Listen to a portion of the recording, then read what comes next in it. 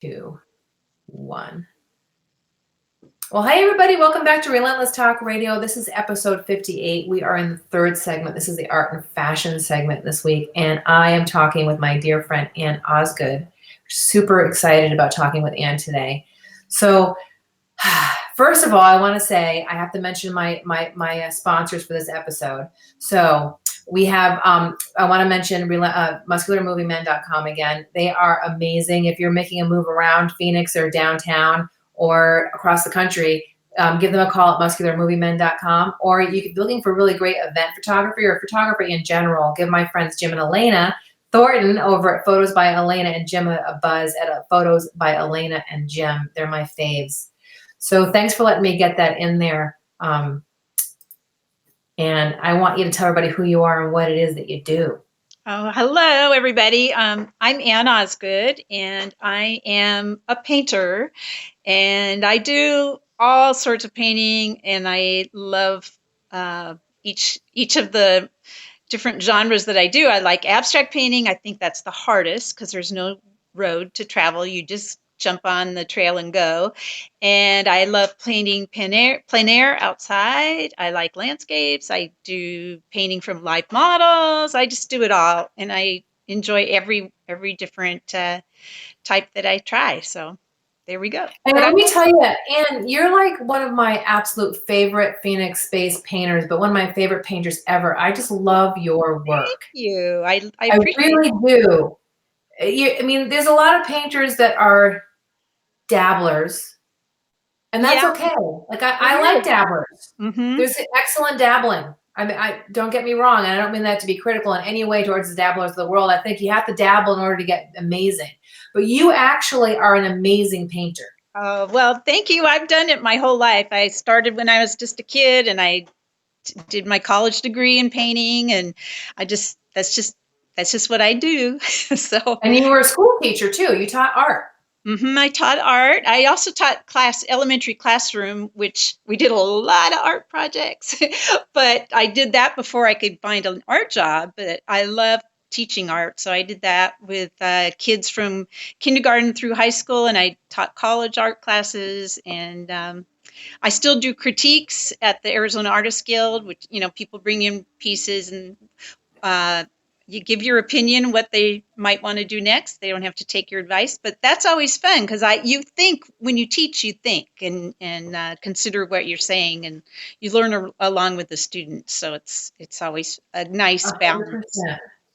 That's why I continue to have health and fitness from a teaching perspective or a coaching perspective in my life on one level or another, because it's really hard to tell people how to get healthy and eat bonbons at the same time. Not that I haven't had a bonbon or two here or there, but I could jump into like a crate of bonbons if I wasn't, I mean, I really could if I wasn't kind of being the example once in a while. Yeah, it keeps you accountable. I'll 100%. And I also like to educate through Relentless Talk Radio. Really, when I think about Relentless Talk Radio's main objective, it's to, lift up and encourage people by kind of exposing them to maybe some information they hadn't considered before. Well, and you never know where information will come that'll apply to you, even though you don't expect it to, Yep. So it's a good thing. Just 100%. So why painting? I mean, has you just been one of your whole life, you default to it, or is there a reason why you continue to do it? Why? Well, there's been periods of time when I haven't painted. When my kids were really little, I was just obsessed with staring at them and didn't do anything. And when I was teaching, a lot of the time, when I wasn't teaching art, I was focused on learning how to teach literacy and math and other things. So I wasn't doing art. And I thought about that period. And when I watch a movie and they talk about somebody who has an amputation and they can still feel their toes, even though they don't have their leg, that's kind of what it was. You always feel this itch when you're not doing it. If you're obsessed with it like I am, there's something missing and you can feel it there, and it's a void that actually is tactile. So I just kind of have to. It's just part of who I am. That's really funny. I've never heard it described that way, but if I really think about it in that way, it was that way for me too, because there were years where I was only making work in my journals. And then there was some time where I was writing more than painting, but Mhm. it's always there. Yeah, like It's not like a you void stop that being an artist. yeah, there's a void that has a substance, and it's knocking at you. So, Yeah. When I shredded my, I had about 1,300 journals that I oh, shredded when I was home in Vermont. It was about, I would say, 3,500 drawings and who knows how many poems. And just my life from 5 till 42, I wow. shredded. And then I came back from 42 to 48, I burned. Wow. And when I did that, I realized how important art was, and that's when art became a regular daily occurrence in my life again. I used to think it was kind of like nothing, but when I destroyed it, I realized it was everything. Oh, how interesting. Yeah. Yeah. And I no longer had this weird thing that you have when you're in art school where you're like so afraid of the critique. Like you were saying earlier, they can take your advice or not, because you know how some young artists are just like mortified to get any feedback whatsoever. Yeah, and I well, and especially with teaching kids, I always tried to be my goal was for them to love it and be surprised and amazed when they did something awesome. So, when I critique, I always kind of stick it in there with a little love so it doesn't hurt. God, I So, wish my well, I looking back on it, I could say I wish that my college photography professor had been that way. But in a way, him being a complete idiot and mean and nasty and just like beating up on me is what drove me. yeah, but it doesn't everybody, you have to have a No, little it broke me for a while. yeah, But you then have one to day I went, "Hey, what do you mean?"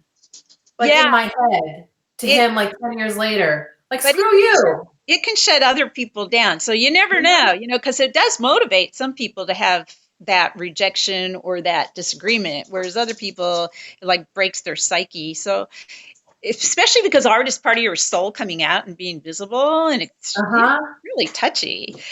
It So did. It broke me for a while. But I think as I got older and I got bumped along, I just went, screw it. And then I remember being at my show at the Walter and I remember looking around at 30 painting and saying, you know what? I don't even care if nobody likes them. yeah, I there don't you care if go. they don't sell. And that's when you realize you're free as an artist, right? You can just make what you make. And you're Exactly. like, you're And released from all that's the crap. and the You're released. confidence to just do it. And so what if it's a failure? You'd probably learn something by trying something that didn't work out. So it's but it takes a lot of work to build enough confidence to just really be out there doing your work. So It's that brings us to I'm gonna go with the do the dance topic first. It's kind of a natural segue. So that's kind of like what the dance is, isn't it? As an artist, that back and forth of make it, don't make it. Like, what was it when you and I talked? We initially were thinking about spinning because I had a spinning instructor coming on, but I yeah, thought, well, yeah. spinning and dance is kind of similar. But we kind of chatted um, about this whole thing. Right. Well, it's not really that different than the idea of spinning your wheels. And you were talking about lead and follow with the dance thing when you started the day, and it sort of goes back to that ebb and flow. Where are you creating, or are you taking in information or inspiration and hoping that that you're going to get back to it? Because I used to panic when I wasn't working for a couple weeks, and then I realized, hey, sometimes you need that time to just be taking in the information. And I use that time to look at art, go to the museum, look in books. I love Facebook communities of artists because they're so inspirational. So there's a lot of intake that you need to do in order to let it back out. Nicole is saying, Tara Nicole, and of course I've made that mistake like 10 times now. She has two first names, so I'm calling her Nicole, but her name is Tara. She says, my goal in 2020 is to be more logical than emotional, hopefully find that sooner than later. One person's option could be someone else's drive. So that Ooh, was her response to what I was saying earlier, and that makes perfect sense, doesn't it? yeah, that is interesting. But Yeah, I think it's cool when you have a conversation and one person sees it one way and another person sees it another. So it's super cool. yeah, So you that said something really important there, the whole idea of having an art date with yourself. yes, and being accountable to yourself to do it. because Like you're not going just to get. going and walking around the museum and going to the pawn shop and like looking through socks. I mean, I remember reading The Artist's Way, and she gave me permission to just go play and take the pressure off of everything and Yes. just go look and play and touch and talk. And I love First Fridays.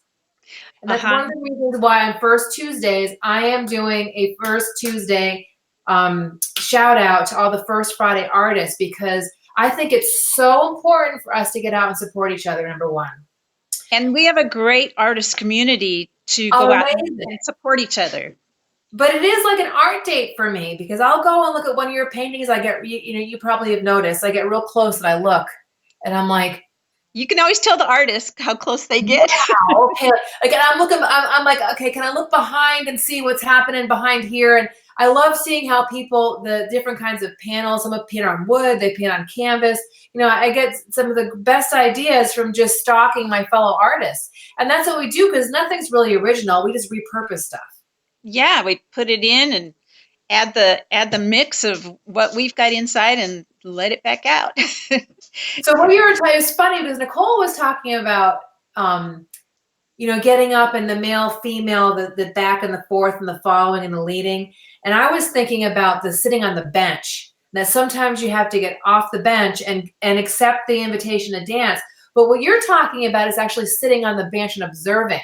And I find that I learn a lot from watching other people, from stalking people on Facebook, from just stepping back and seeing how they interact with each other, and to look at, like, your work is just amazing. I mean, I think anybody could look at your work and just learn. And I'm not just telling you that because you're on Relentless Talk Radio. I sincerely feel that way. When I see you, I go, oh my God, I can't even believe how amazing this painting is. It is so luscious and heartfelt, and I just love it. So I think we learn a lot from observing each other too. And that's for sure. right?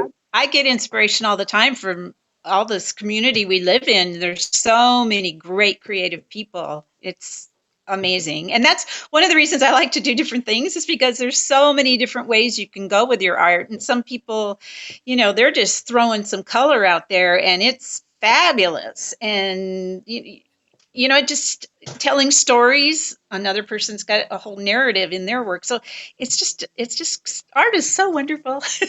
It really is. I really feel blessed that I get to be an artist. And Nicole was, I keep on doing that. Tara was talking about how she started her business because she didn't want dance to be an afterthought. And I realized after so many years that I would make my paintings and they would end up in my journals, but I wasn't sharing them with anybody. Yeah, well, so years ago, I got brave and I started to share them. And I haven't stopped sharing them since. So it's really important to share stuff. I think so. What do you even, think you've even learned? a small group, even your little tiny community of people, and sharing on Facebook and asking for feedback. I mean, there's so many ways to have your art out there that weren't available for people before.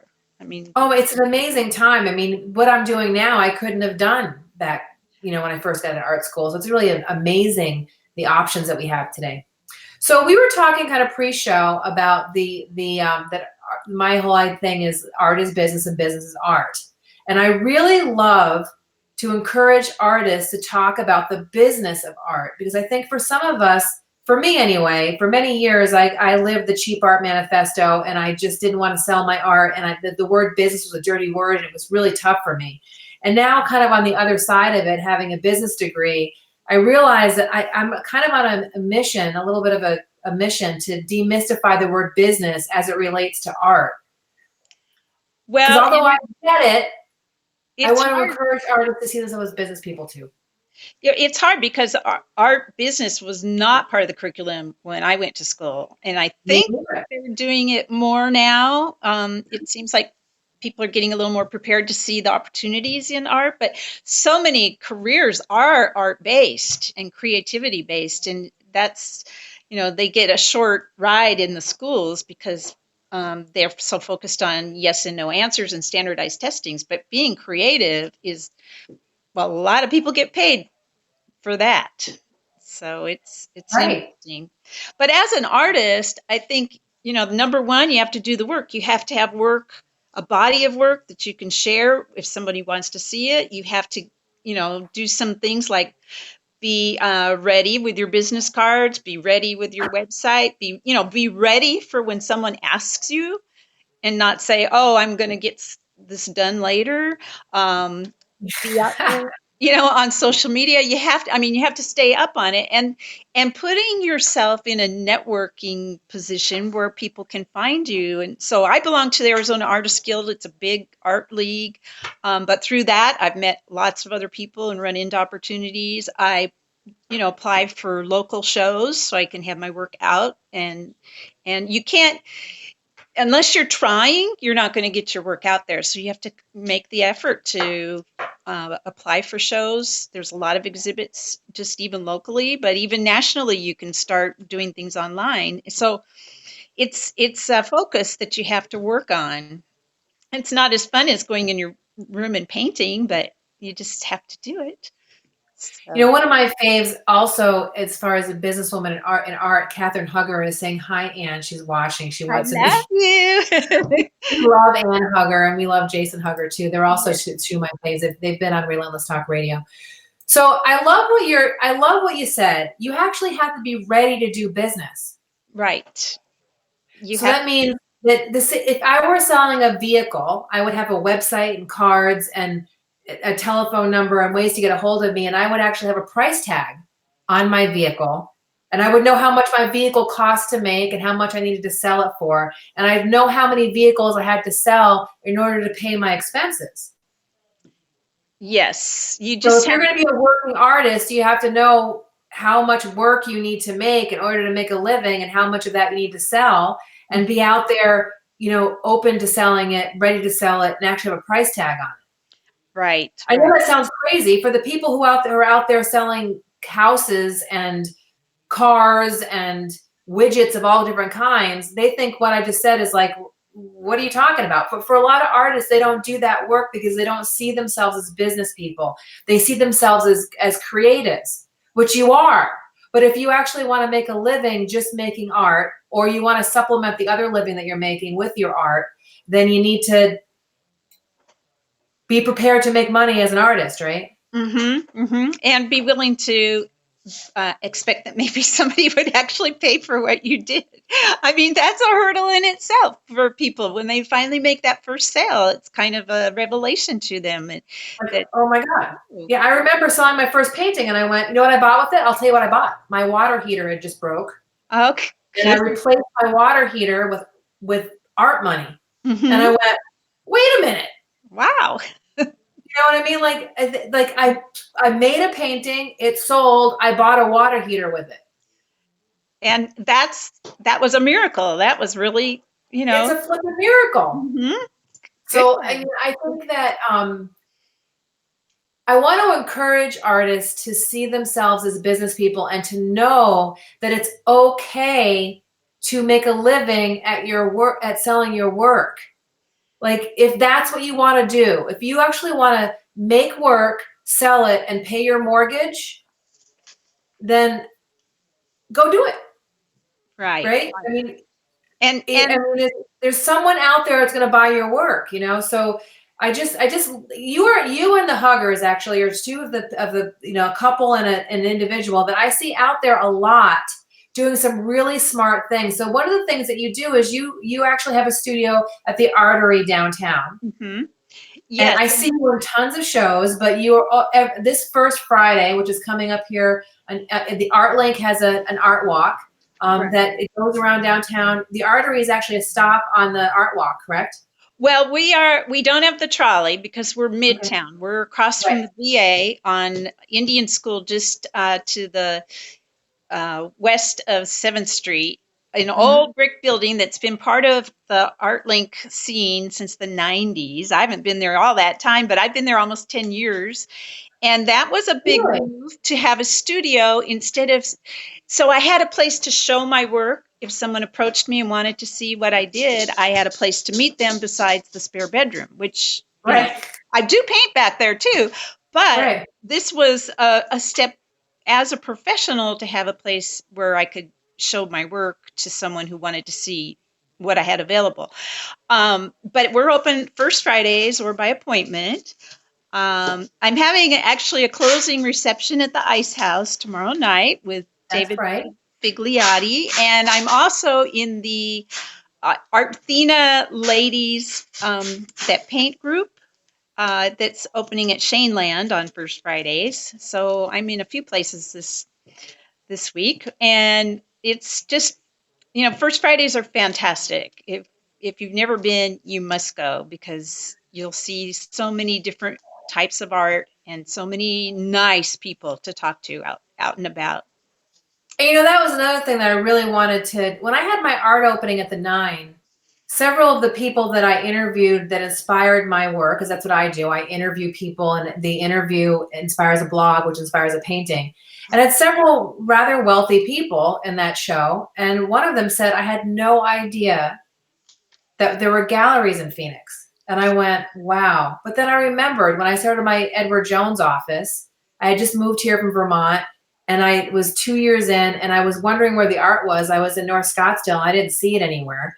And I had to really dig for the fashion and the art. And then when I found it, I went, oh, so that's the other mission I'm on, is that, I want my network and your network and all of our networks to know that there is art happening in Phoenix and in Cave Creek and in the Greater Valley. There's some of the most amazing artists on the planet live in the Valley of the Sun and the greater surrounding areas. And So art, so amazing, right? And what I love about you, Anne, is that you are always in multiple shows at the same time.